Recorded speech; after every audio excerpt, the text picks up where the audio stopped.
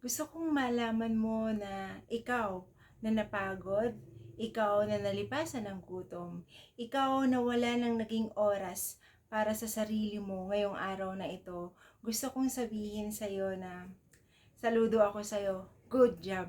Maraming salamat. Kasi ginawa mo lahat.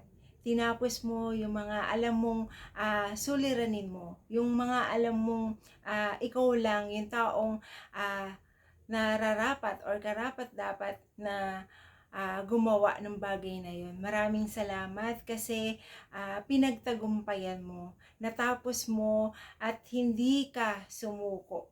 Ano man yung mga balakid, problema na kinakaharap mo ngayon, alam ko na tinapos mo siya, ginawan mo ng paraan, hinanapan mo ng solusyon. Kasi alam mo na hindi ka nag-iisa. You are always guided and covered by our good Father.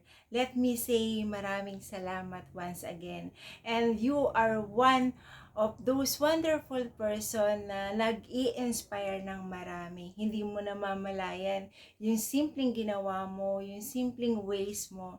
It's inspire many. It's inspire those people na akala mo lang napadaan lang sa buhay mo.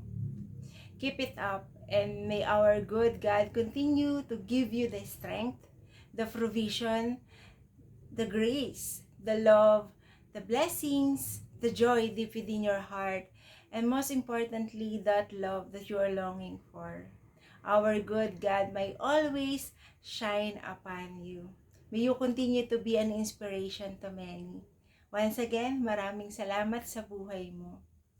God loves you.